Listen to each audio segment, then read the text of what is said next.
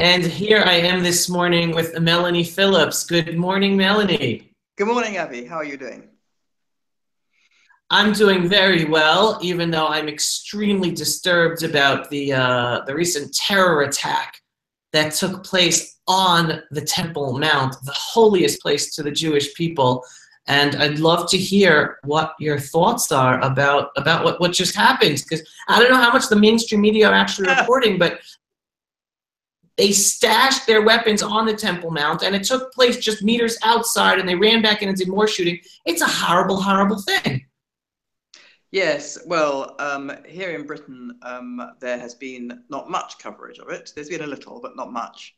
And that's because, Britain doesn't really much care about the details of um, Britain doesn't really much care about the details of what's going on in Israel and the attacks on Israel by Arabs. But it seems to me, as you say, as you suggest, extremely disturbing because it means that the Temple Mount, which we are told is, the holiest place or one of the holiest places in the Muslim world, is being used as a weapons store and as a center of terrorism. Now, we've seen it being used as a center for terrorism in the last few months with the attacks called the Al-Aqsa Intifada, attacks perpetrated on the false idea that Al-Aqsa was under attack by Israel, and attacks taking place from Temple Mount with rocks being hurled down and so on. But this is, to my knowledge, the first time that we have seen a weaponized attack from Temple Mount itself. And it does suggest, and I know the Israelis have said this, there have been unofficial reports, I believe, saying this, that Temple Mount has been used as a weapons store. And clearly, if you have terrorists running, as we saw on the video, running from Temple Mount armed and killing the two police officers as they ran from Temple Mount and then running back onto Temple Mount, then it does inescapably suggest that Temple Mount is being used as a theater of war.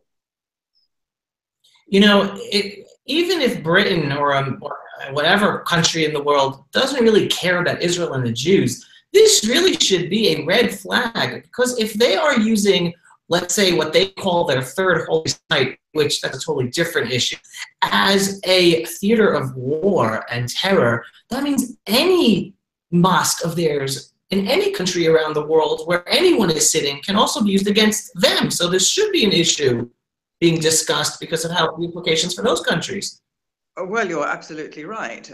It should be flagging up the most intense concern, and I would expect and hope that in Britain and in other Western countries, the people responsible for maintaining the security of Britain and other Western countries, the intelligence service in particular, and politicians, will be looking at this in that informed and very anxious way.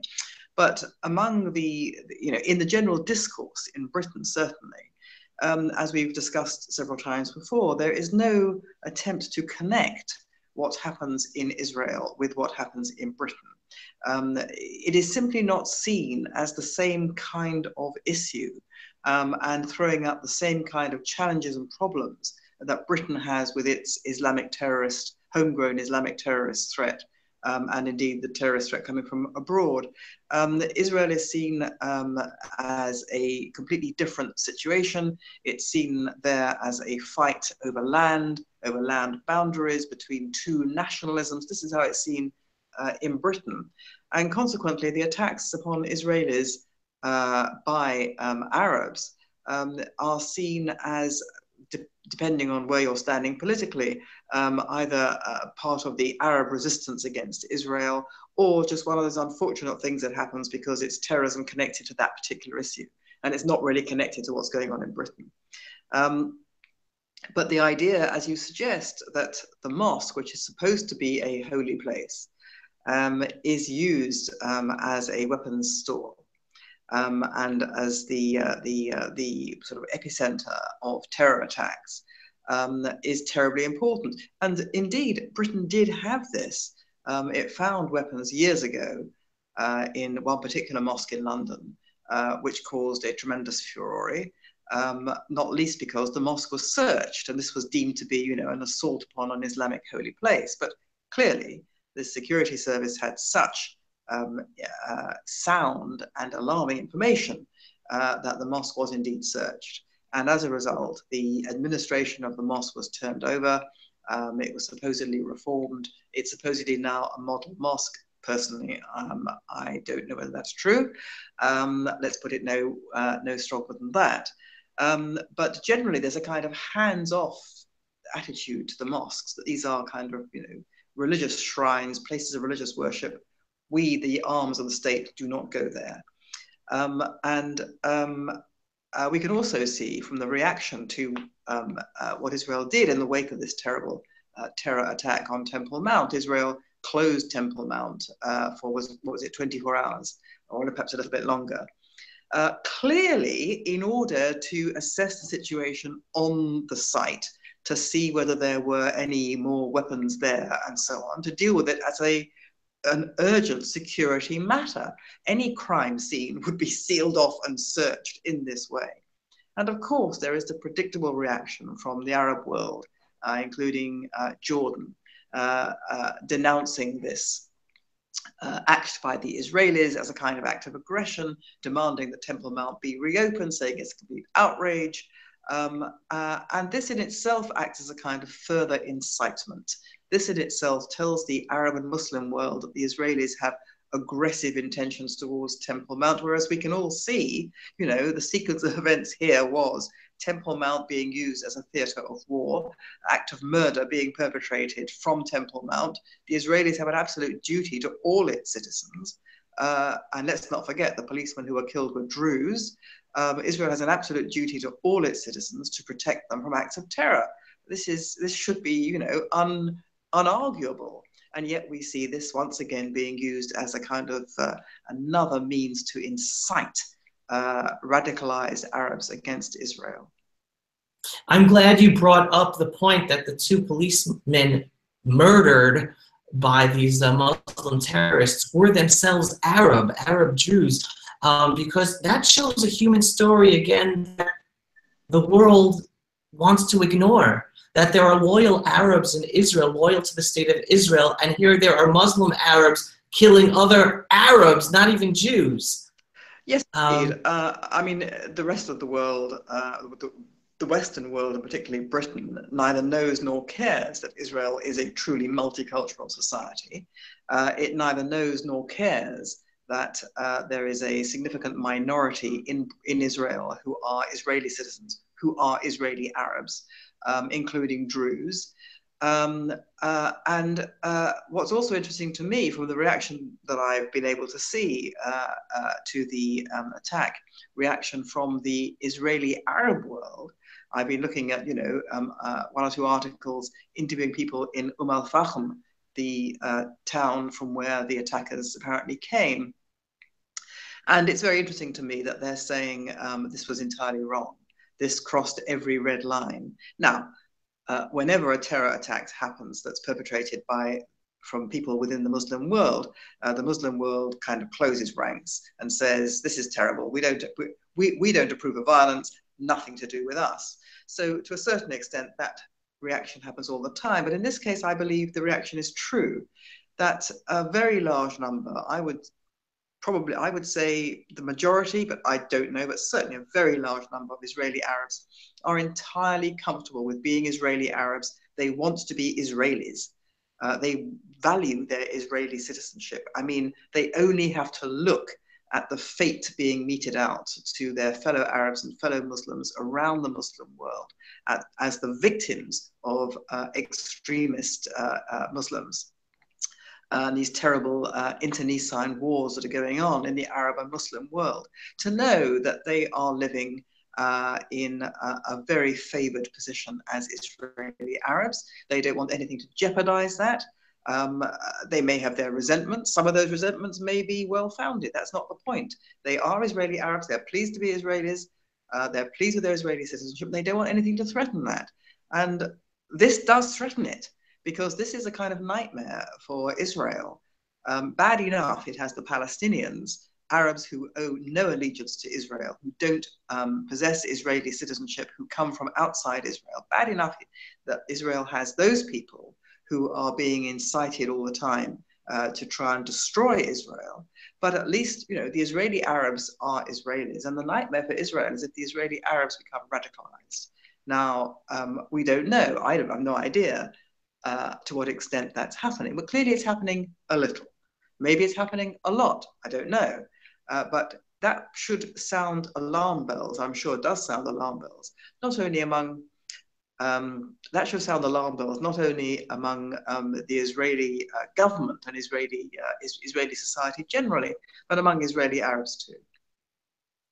Yeah, I mean, you raise a good point. The one thing that I think should be raising the alarm bells even more is the video footage of the, I don't know whether it's the funeral or the after effect after this terror attack was known. There were masses and masses of Muslim Arabs in their city of al-Fahim, where the terrorists live, these Israeli Arabs, out in the streets in support of them, which is a very, very worrying sign. But to me, it's not a sign, because I see this conflict not as Israel versus Palestinian Arabs. I see this conflict as a religious conflict. Therefore, it makes sense, and it is a challenge for Israel to deal with this Muslim Arab population. Some of them want to be Israeli citizens, and others are being propped up with the Muslim fanaticism to hate Israel and commit crimes and terror against Israel. Yes, and one should also not forget the part played in this incitement by Mahmoud Abbas. Okay, that's all died away now, but you know, the so-called Al-Aqsa Intifada consisted of Mahmoud Abbas saying, you know, Jews get off Temple Mount with your filthy feet, which was a statement of extreme and profound prejudice and bigotry, and identified that conflict, as it were, over Al-Aqsa as a religious conflict in the mind of Mahmoud Abbas, who is not deemed to be generally, you know, an Islamic fanatic, a religious fanatic.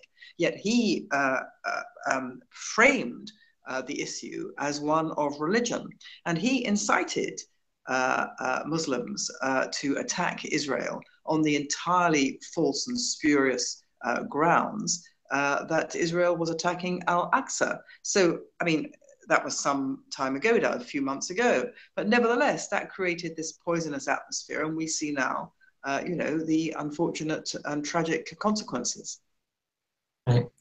Okay, well, going from one issue of life and death in Israel to a different issue of life and death in Britain, I understand you have been extremely vocal lately regarding the baby and Great Ormond Hospital issue that's making headlines in Britain lately. Yes, there's a very tragic case at Great Ormond Street Children's Hospital, which is one of the world's great specialist children's hospitals, which has been treating for many months a baby called Charlie Gard, who is now 11 months old. And Charlie suffers from an extremely rare version of an extremely rare condition, a mitochondrial condition. He has virtually no faculties that are still working. He is blind, he can't move, he can't breathe unaided. He is on a ventilator, which is keeping him alive. The hospital has come to the conclusion. The hospital treats many children with mitochondrial disease and uses various types of experimental therapy, including a kind of therapy that the parents want Charlie to have. In general, it's called, I think it's called a mononucleotide therapy. But in this case, Great Ormond Street Hospital has decided that Charlie's case, tragically, is too he is too damaged for any treatment to have any effect whatsoever, and they are concerned that any further treatment will prolong his suffering. They say there's absolutely no chance of any improvement in his condition, and consequently they think that the kindest thing, the most humane thing, is to turn his ventilator off. Now his parents, who we can all absolutely sympathize with the parents, are distraught, and they discovered a guy in America who we now know to be a professor of immunology at Columbia University Medical Center, who's associated with a particular form of experimental treatment, mononucleide, whatever it is, treatment, which has been used on patients with a similar condition to Charlie's. Crucially, not Charlie's condition. He's never tried it on somebody with Charlie's precise condition, which is extremely rare. But he's tried it on patients with some kind of, with a similar kind of condition. And he has found a measure of success ranging from 10% to 56% among those patients. On that basis, the parents want Charlie to be taken to America for this, I think it's a 3-month course of treatment. Great Ormond Street have said they think this is wrong, that it would prolong his suffering with no chance of success. The issue has gone to court. It went to the High Court, to the Appeal Court, to the Supreme Court, and then on appeal to the European Court of Human Rights. All those courts supported Great Ormond Street and said that the baby should not be taken. The issue then came back to the original court, the High Court, where it all started in court, on the basis that there was fresh evidence that research, that experimental treatment could help the baby, and that the judge himself was biased and should stand down. That case has been heard in the last few days in court, and it has descended into a circus. The circus was triggered by both President Trump and the Pope making known that they supported the parents. The Pope of the Catholic Church offering the services of a particular hospital in Rome. As far as I can see, the particular hospital in Rome that the Catholic Church was offering has no specialist services geared to a child with this kind of condition. And a circus descended upon the High Courts, demonstrations outside the Royal Courts of Justice where the case is being heard, demonstrations shrieking that Great Ormond Street are murderers and that the baby has to be saved from being murdered. There have been death threats against the doctors at Great Ormond Street. And from America, I have seen not one public demonstration or not public expression of support for Great Ormond Street. Now, I think this is quite wrong. I'm somebody who has expressed many, many, many times over the years my great concern about the fact that in Britain, among the medical profession, there seems to have been a loss of moral belief, of appreciation of the very fine distinctions that has been made in medical ethics, particularly between allowing someone to die who is dying and killing somebody, ending the life of somebody who is not dying. And I have campaigned against the medical profession on many occasions on the basis that they've got this wrong. But in this case, I don't think that's the case. I think that Great Ormond Street doctors, whether they're right or wrong about Charlie's prospects for improvement, I don't know. I'm not an expert. But what I do know is that this doctor in America has never examined Charlie.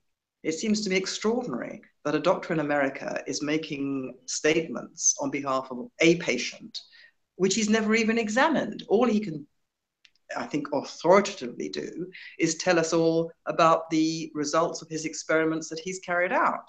So now he's coming to Britain to examine Charlie, this baby, in the next couple of days. Well, thank goodness. But meanwhile, this great head of steam has built up that the baby should be allowed to have this treatment. And people are saying, well, what's the problem here? I mean, you know, the parents are desperate. We can all understand the parents are desperate. Why not just give this baby this one chance? Okay, so it has a minimal chance of success. But, you know, if we were parents, we'd want our baby to have any chance there is of life. And, you know, in principle, that is true. But the fact is, there is as yet no evidence whatsoever that this research could benefit this baby. None.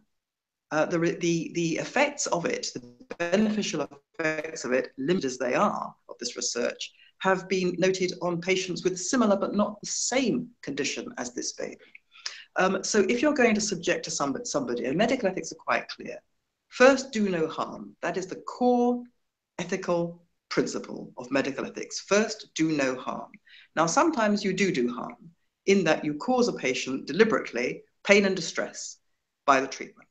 But you only do so You only do so if there is a very good case for thinking that that treatment will benefit the patient to such an extent that that outweighs the pain and distress you're causing him. If there is no evidence that the treatment will benefit the patient, then you cannot cause the patient pain and distress. It's quite simple. And on the basis of the available evidence, Great Ormond Street thinks that there is no evidence that this treatment or any treatment will benefit the baby. They may be wrong, but that is their genuinely held belief. And what has been so upsetting to me is to see the argument from America, the accusation, the claim from so many Americans, Fox News, various websites, all saying, this is the result of socialized medicine. This is what you have when you have the socialized National Health Service. They kill patients because they want to save money. This is obscene. This is really obscene. I have a problem with the NHS. I've also been on record as saying I think the NHS is no longer fit for purpose. It should be replaced by a completely different system. I'm not a cheerleader anymore for the NHS and haven't been for many years. But the idea that this is the result of socialized medicine, when it is clearly only the result of doctors at Great Ormond Street Hospital who have cared for this baby for many months, making a decision on the basis of what they believe to be in the child's best interests, on the basis of their desire to save the child from any further pain and distress, and for the doctors of Great Ormond Street to be smeared, abused, libeled in this way as people who are potentially murderers, who are people who are intent on subjecting the life of a child to an ideological doctrine of belief in socialized medicine is quite obscene, and it's extremely upsetting to read. I was going to ask you why you are so passionate about this issue, but you already gave that answer quite clearly. So I understand it's a contentious issue, but you definitely make a very valid point that needs to be heard. Well, I think, people are understandably very moved by what they read about this. But it's one of those cases where the media, which, as we have often discussed, is inadequate in so many ways, is producing information which is partial. And when you have a very emotive situation like this, it's not surprising that it makes people, it inflames people's emotions to a dangerous degree. Yeah, like why would people not have the natural emotional instinct to side with parents and a little baby who's in need of? Of course, and we all would, our instincts would take us all in that direction, I'm sure. Right. Okay, wow. All right, so now the final issue to talk about today. What is the update with Brexit? I hear Tony Blair is throwing his voice into the ring. And what impact is that making, Melanie? Well, the impact it's making on me is that I feel like, throwing up, quite honestly.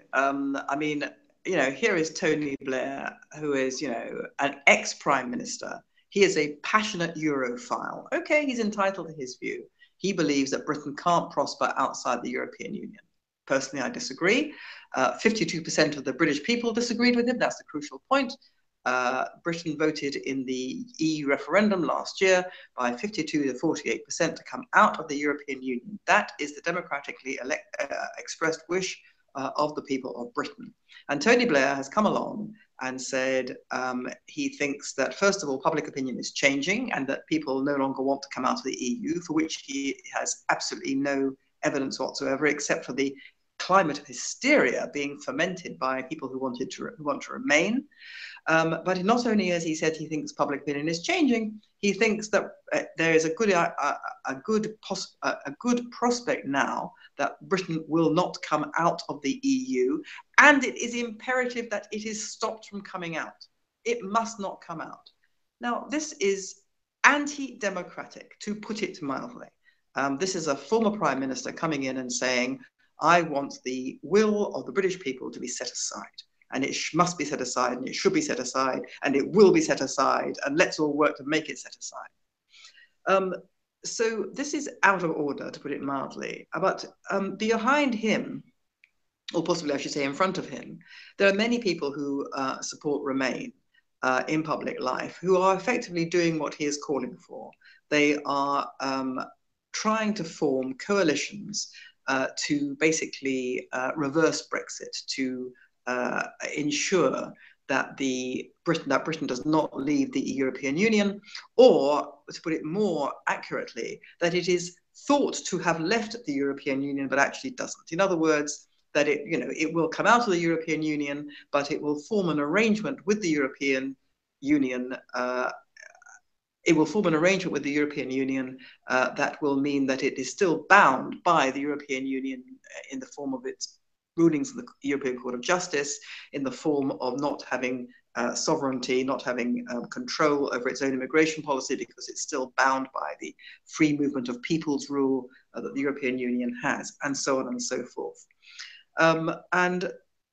This is going on like every day. Every day we find Remainers, as they're called, people who want to remain in the European Union, talking up the difficulties. Every possible setback is being magnified. Every possible advantage is being minimized in order to create a demoralized attitude among Britons so that they can say, look, opinion is changing, let's have another referendum. In other words, Britain returned the wrong result last time, let's make them keep voting until they deliver the right result. And this is anti-democratic, and I think it's also treacherous.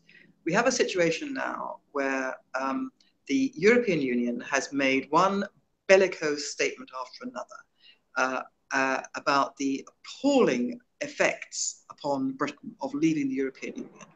These statements are designed to frighten Britain, and they are designed even more to frighten the rest of the European Union.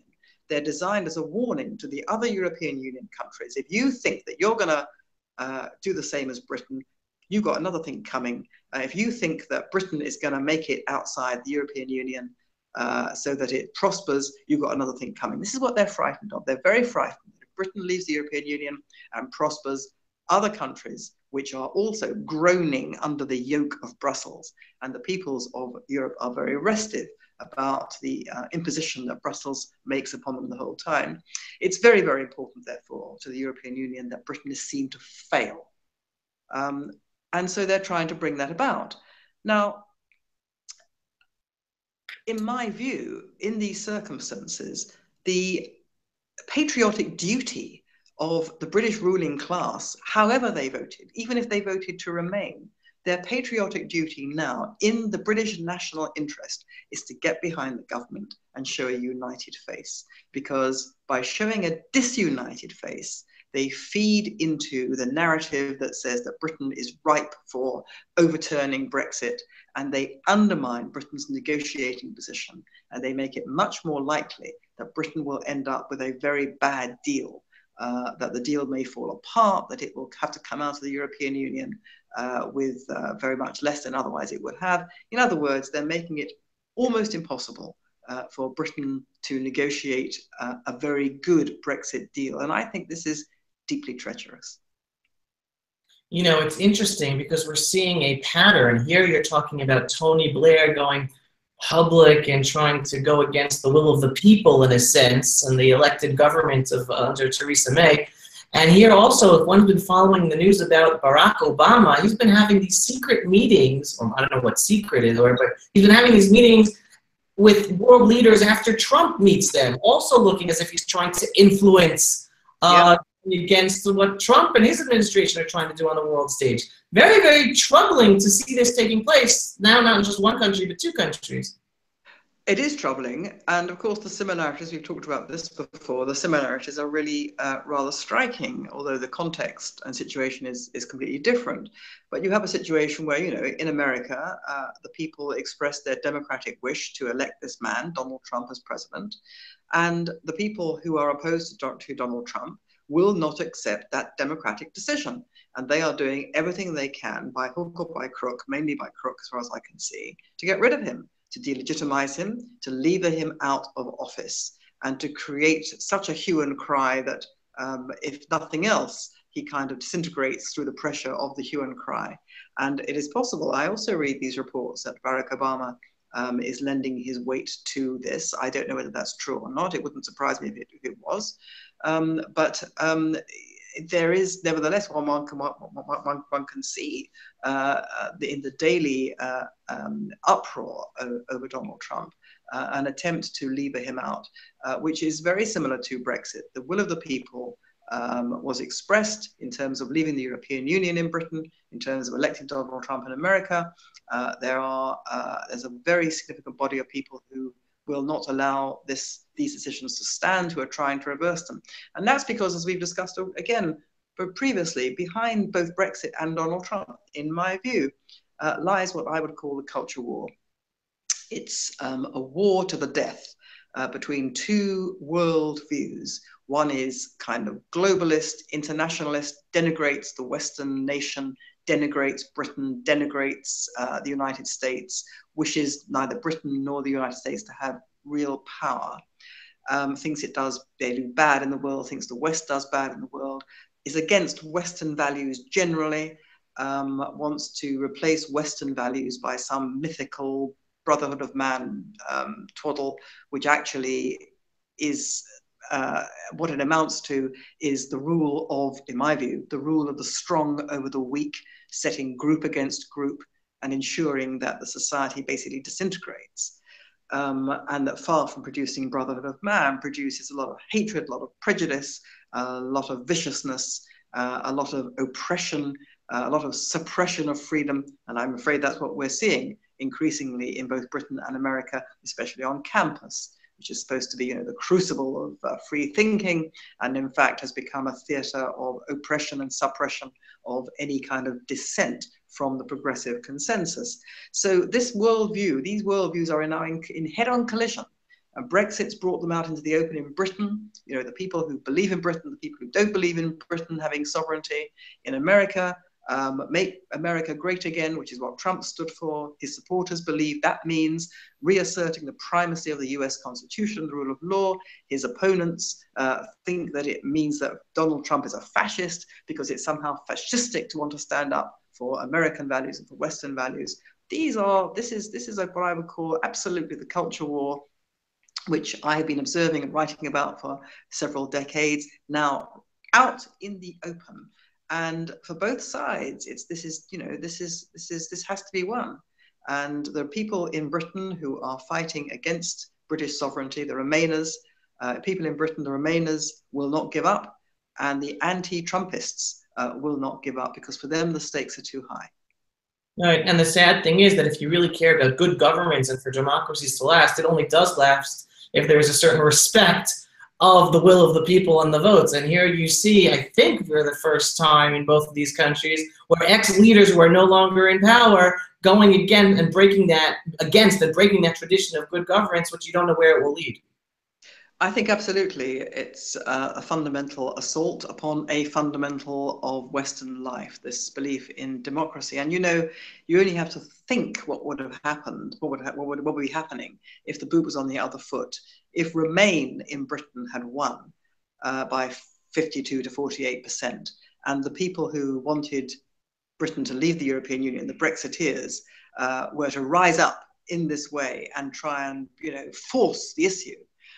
If in America, Hillary Clinton had won the presidency and the supporters of Donald Trump were using every constitutional means that they could and every unconstitutional means they could to undermine her and force her out and delegitimize her and lever her out of office, can you imagine the uproar on day one of those campaigns? I mean, they wouldn't even have got off the ground because of the uproar there would have been. And so we see who actually has the power in our societies. You know, Brexit, Trump, whatever you think of Brexit, whatever you think of the character of Donald Trump, these were breakthrough moments where the progressive consensus, which had basically ruled Western society for several decades, was broken. That was the most amazing thing because of the power of that progressive consensus.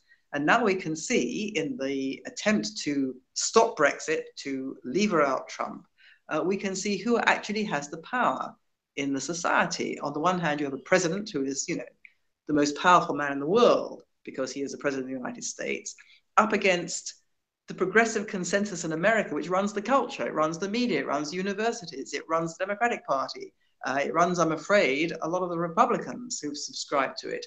In Britain, you see the same thing. Britain voted Brexit. The government is negotiating Britain's exit from the European Union.